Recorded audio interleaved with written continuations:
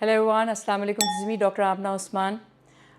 Thank you for loving our YouTube channel. I'm really thankful. आप लोग बड़ा follow कर रहे हैं हमारे चैनल को, बड़ा पसंद कर रहे हैं, बड़ा अच्छा लग रहा है और बड़ी हौसला अफजाई हो रही है। और हम चाहते हैं कि हम इस किस्म की अवेयरनेस वीडियोस और बनाते रहें और हमारे सामीन को उससे फ़ायदा होता रहे। पहले हम सिर्फ ट्विन सिटीज़ ऑफ पाकिस्तान के अंदर अपना क्लिनिक रन कर रहे थे। अल्हम्दुलिल्लाह वी हैव एक्सपेंडेड और अब हमने अटक में भी ब्रांच खोल रही है और ट्विन सिटीज़ के अंदर भी हमने एक ब्रांच और अभी ओपन करने लगे हैं इंशाल्लाह। But yes it is Bahria phase 7 Rawalpindi soon इंशाल्लाह, कमिंग टू एबटाबाद इंशाल्लाह। सो हमारे सारे क्लिनिक्स पे सारी सर्विसेज अवेलेबल हैं। Should you need any kind of help with your skin, hair, nail issues, बाल गिर रहे हैं, छाइयाँ आ रही हैं, दाने निकल रहे हैं, झुर्रियाँ पड़ रही हैं, जिल लटक रही है, फोल्ड्स नुमाया हो रहे हैं, जॉ लाइन आपकी गायब हो रही है, कुछ भी स्किन रिलेटेड या aesthetic related, we are there to help you. और आप किस भी शहर में हो, अगर हमारा सेंटर आपके शहर में मौजूद है आप हमें विजिट कर सकते हैं। और अगर आप किसी ऐसे शहर में जिसमें अभी हमने अपना सेंटर ओपन नहीं किया, हमें ऑनलाइन कैचअप करने के लिए जो हमारा ऑनलाइन कंसल्टेशन प्लेटफॉर्म है या ग्लोबल डॉक्टर आमना प्लेटफॉर्म है, उसका number given on the screen, you can just WhatsApp और उस पर आप लिखिए कि हमें डॉक्टर आमना से कंसल्ट करना है, तो इंशाल्लाह will be available for video online consultation. अगर कोई ट्रीटमेंट्स रिक्वायर्ड होंगे तो अगर हमारा कोई सेंटर आपके किसी शहर के नियर बाय शहर में है, यू कैन फॉल देयर। और अगर आपसे दूर हैं तो अगर तो सिर्फ अद्वियात चाहिए हो हम भिजवा सकते हैं, लेकिन अगर आपको कोई प्रोसीजर्स कराने हो फिर आपको हमारे किसी सेंटर पे विजिट करना पड़ेगा। सो अगर आप ट्विन सिटीज में हैं, अटक में हैं या एबटाबाद में हैं, आप हमें वहां भी मिल सकते हैं। और अगर आप किसी और शहर में, पाकिस्तान में या पाकिस्तान से बाहर हमसे मशवरा करना चाहते हैं तो catch us for an online consultation by just texting on this number. आज जो टॉपिक हम डिस्कस करने लगे हैं, HIFU, very famous, everybody knows about HIFU. HIFU का नाम इसी तरह लोगों के लिए बड़ा आम है जैसे हाइड्रा फेशियल। सो यस, आज हम इसको डिटेल में डिस्कस करेंगे, ये क्या होता है, इसके क्या फवाइद है, इसके कोई नुकसान भी है कि नहीं, एक सेशन कराना होता है, मल्टीपल सेशंस कराने होते हैं, कब कब सेशन लेना होता है, कौन सी एज के लोग इसके लिए ज्यादा अच्छे कैंडिडेट साबित हो सकते हैं, और साल में रिपीट करना होता है और साल में कितनी दफा कराना होता है, या आप किस एज से लेके कब तक करा सकते हैं, ये सब कुछ डिटेल इस वीडियो के अंदर। सो हाइफू, ओके, ये क्या है? एक ट्रीटमेंट का नाम है हाई इंटेंसिटी फोकस्ड अल्ट्रासाउंड। एक खास तरह की एनर्जी बनाती है ये मशीन, स्किन के ऊपर हम प्रोब रखते हैं, वो एनर्जी स्किन के डीपर लेयर्स के अंदर डिलीवर होती है, हल्की सी थर्मल इंजरी करती है। By thermal injury I mean हल्की सी हीट जनरेट करती है स्किन के नीचे टिश्यूज के अंदर, उस हीट के साथ हल्की सी इंजरी आती है स्किन टिश्यूज के अंदर और एक फिनोमेना एक्टिवेट होता है जो आपके स्किन के अंदर कोलेजन, इलास्टिन, फाइब्रोब्लास्ट की ग्रोथ को बूस्ट करता है। ठीक है, सो दिस इज हाइफू। होता कैसे है? हाइफू करने के लिए कुछ मशीनें इजाद हुई हैं जिनको हाइफू ही कहते हैं। ठीक है, high intensity focused ultrasound equipment होता है, स्किन के ऊपर हल्का फुल्का जेल लगाते हैं, मशीन के साथ वो रेडिएशन डिलीवर करते हैं स्किन के ऊपर जहां जहां आपको रिक्वायर्ड हो। कोई खास चीजें इसके अंदर रिक्वायर्ड नहीं है, कोई खास पेनफुल ट्रीटमेंट नहीं है। ये कैसे होता है?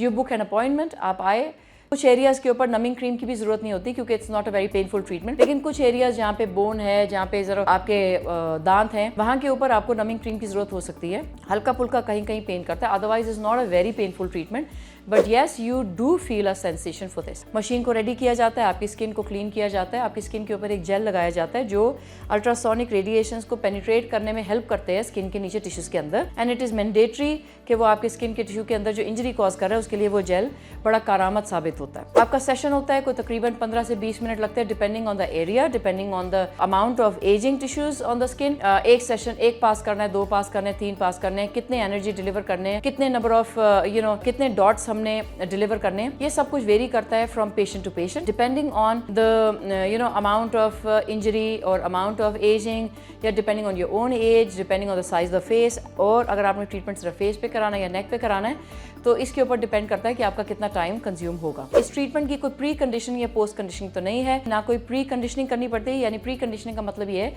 कि ट्रीटमेंट से पहले आपको कुछ तो नहीं प्रिपेयर करना पड़ता स्किन को, तो जवाब है नहीं। ट्रीटमेंट के बाद कोई डाउन टाइम या कोई पोस्ट कंडीशनिंग या कोई चीज तो नहीं लगानी पड़ती, जवाब है नहीं। जो यूजुअल रूटीन्स आप उनको कंटिन्यू कर सकते हैं। ट्रीटमेंट के बाद किसी किस्म का डाउन टाइम या किसी किस्म का कोई इशू तो नहीं आता, जवाब है जनरली नो।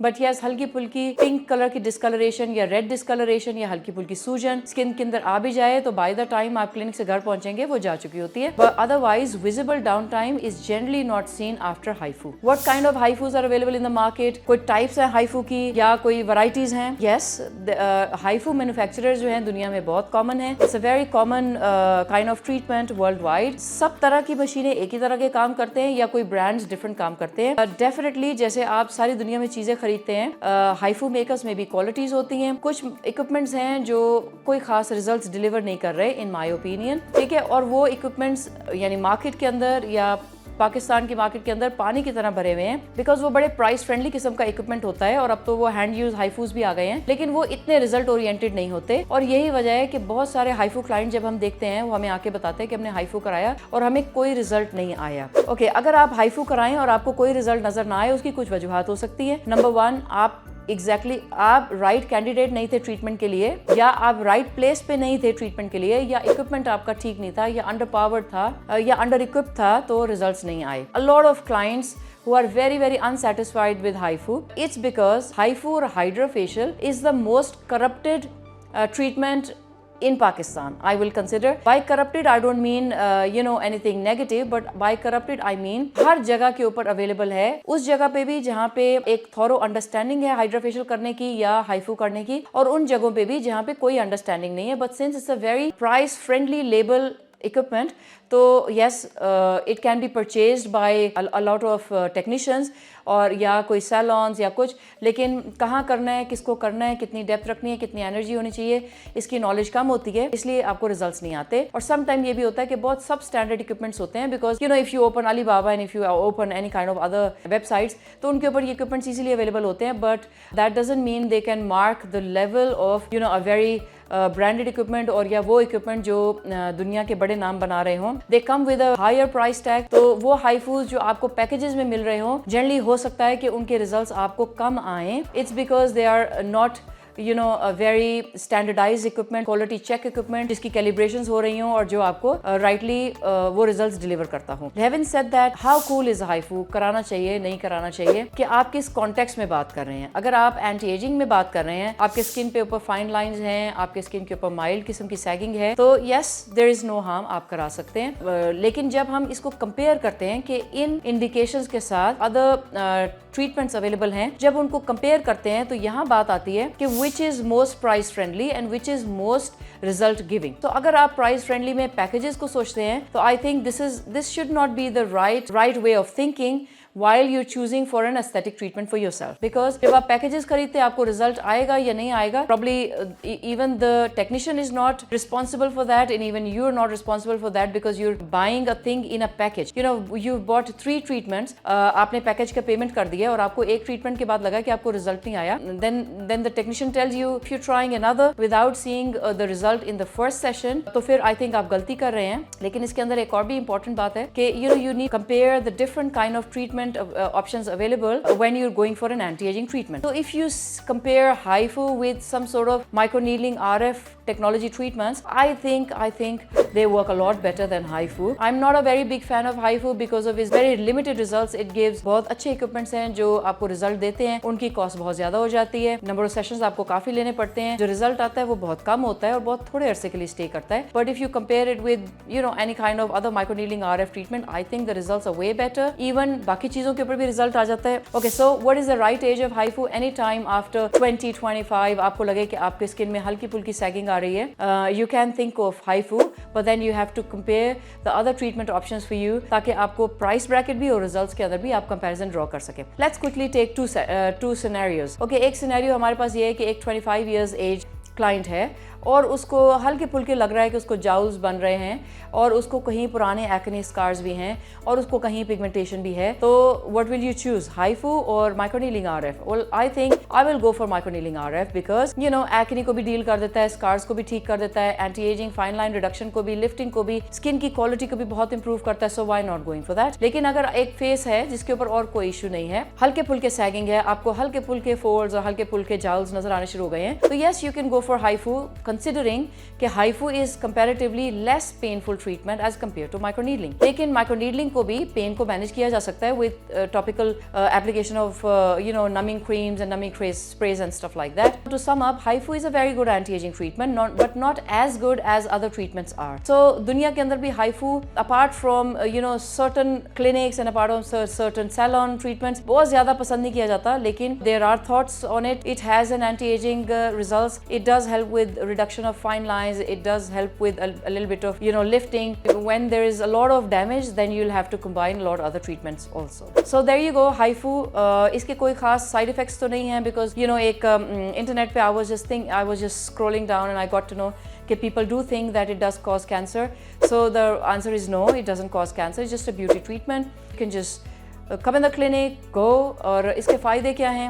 लिफ्टिंग करता है, फाइन लाइन रिडक्शन में भी हेल्प करता है, एक जनरल सा ग्लो भी आ जाता है for the collagen boost it does to the skin. इसके कोई साइड इफेक्ट्स तो नहीं है, generally none, but yes somewhere yes. जब आप एक्सपर्ट हैंड्स में नहीं होते या एक्सपर्ट इक्विपमेंट्स के अंदर नहीं काम करा रहे होते, तो या हाई एंड इक्विपमेंट्स में काम नहीं करा रहे होते, या क्यूसी कंट्रोल इक्विपमेंट्स पे काम नहीं करा रहे होते, तो ये क्या होता है कि HIFU का सबसे बड़ा ड्रॉबैक क्या है? HIFU को जनरली नंबर ऑफ सेशंस में कराना पड़ता है. You can't expect results right in one session, but yes depending on the injury and depending on the damage, 1 session 2 session 3 sessions आप करा सकते हैं. लेकिन इसका सबसे बड़ा ड्रॉबैक ये है कि जब आप रिपीटेडली कराते हैं, आपके गुड फैट्स को मेल्ट कर देता है. जब ये गुड फैट्स को मेल्ट कर देता है, तो फिर इसके अंदर कुछ इसके पॉजिटिविटी है और कुछ इसके नेगेटिविटी है. नेगेटिविटी ये है कि जब आप गुड फैट्स मेल्ट हो जाते हैं, लेट्स से आपके चेहरे के अंदर 2 तरह की लेयर्स होती है, एक सुपरफिशियल फैट लेयर होती है, एक डीप फैट लेयर होती है. तो डीप फैट लेयर तक तो ये नहीं पहुंचता है, वो आपके रहती है इंटैक्ट, लेकिन सुपरफिशियल फैट लेयर को कहीं ना कहीं ये मेल्ट करके खत्म करने में हेल्प कर देता है. और यही वजह है कि फिर कभी कभी आप HIFU के बाद बजाय आप लिफ्टेड फील करने के, आपको हल्का फुल्का कोलेजन बूस्ट आया, आपने HIFU कराया, आपको 3-4 दिन बड़ी चमकती दमकती स्किन लगी, और उसके बाद 2-3 हफ्ते के बाद आपने फील किया कि आपकी स्किन बहुत लटक रही है, मोर जाउल्स आ रहे हैं, फोल्ड्स मोर प्रोमिनेंट हो गए हैं. It's because HIFU has melted your good fat. हम जब भी एंटी एजिंग करने चाहते हैं, हम चाहते हैं कि हम आपके स्किन के अंदर गुड फैट को प्रिजर्व करें, बिकॉज आपका जो फैट है वो आपके स्किन को एंकर किए रखता है, एक जगह के ऊपर लिफ्टेड रखता है, वॉल्यूमाइज रखता है, ठीक है. और उसके अंदर कुछ स्टेम सेल्स होते हैं जो कुछ ऐसे इंग्रेडिएंट्स पैदा कर रहे होते हैं जो रीजुविनेट कर रहा होता है, ऑटो रीजुविनेशन हो रही होती है. वो फैट उन सेल्स को जनरेट कर रहा होता है जिसके अंदर ऑटो रीजुविनेशन ऑफ द स्किन हो रही होती है. तो अगर हम किसी भी ट्रीटमेंट से आपके फैट को मेल्ट कर दें, तो आपके चेहरे के ऊपर रिंकल्स भी बढ़ सकते हैं, आपके चेहरे पे सैगिंग भी आ सकती है, वॉल्यूम लॉस भी आ सकता है. And this is a very common phenomena जो हम देखते हैं जब हमारे पास पेशेंट आता है HIFU करा के, तो वो कहते हैं कि एवर सिंस हमने HIFU कराया हमारी स्किन और लटक गई है. It is because you have lost your good fats, and this can be because a poor equipment, a poor technician, a wrong depth and wrong energy also. क्या हर बंदा ये करा सकता है? Not everybody is a good client of HIFU, but yes, जो bulkier faces हों, जो lean करने चाहते हों, keeping in mind you are an expert hand who knows how much fat you need to melt and how much you need to keep. So always choose your aesthetic technician या aesthetic practitioner या aesthetic doctor very wisely, because machine के साथ treatment करना is not the only thing. Having a whole sum of insight के कितना fat है, उसको कितना मेल्ट करना है, कितना रखना है, आपके एंटी एजिंग के अंदर क्या ट्रीटमेंट कितने डेप्थ तक करना है. So this all matters and it all depends in what hand you are in. HIFU वैसे तो कराने पे हर बंदा करा सकता है, लेकिन not everybody is the right candidate for that. If you lean face, already you have very limited amount of fat in you. Only if you in an expert hand you can go for a very technically controlled HIFU treatment, otherwise don't go for HIFU treatment. HIFU treatment किसी भी salon में किसी भी package को लेके किया जाना चाहिए. I think it's a no, because it's a ऐसे ही है जैसे बाकी एस्थेटिक ट्रीटमेंट्स हैं, बिकॉज अगर आपका फैट मेल्ट हो जाए और you get loss of your fat, तो उसको वापस बिल्ड होने में कई अरसे लग जाते हैं, और तब तक आप काफी एजेड फील करेंगे. यानी आपने ट्रीटमेंट कराया एंटी एजिंग के लिए, लेकिन आप और बूढ़े लगने शुरू हो गए, which is not the right idea for it. Where HIFU best work in my opinion, 2 options जहाँ पे HIFU बड़ा अच्छा काम करता है. This is in reduction of your jaw line, for a chisel jaw line and to reduce your fat pockets under your chin. क्योंकि ये excessive fat pads हैं. जब आपने जॉ लाइन चिजल करनी है, यहाँ पे कोई फैट ऐसा नहीं है जिसको हम बचा के रखना चाहते हैं, बिकॉज ये हमारा एंकर नहीं है, और हमारा एंकर ये है फेस के लिए.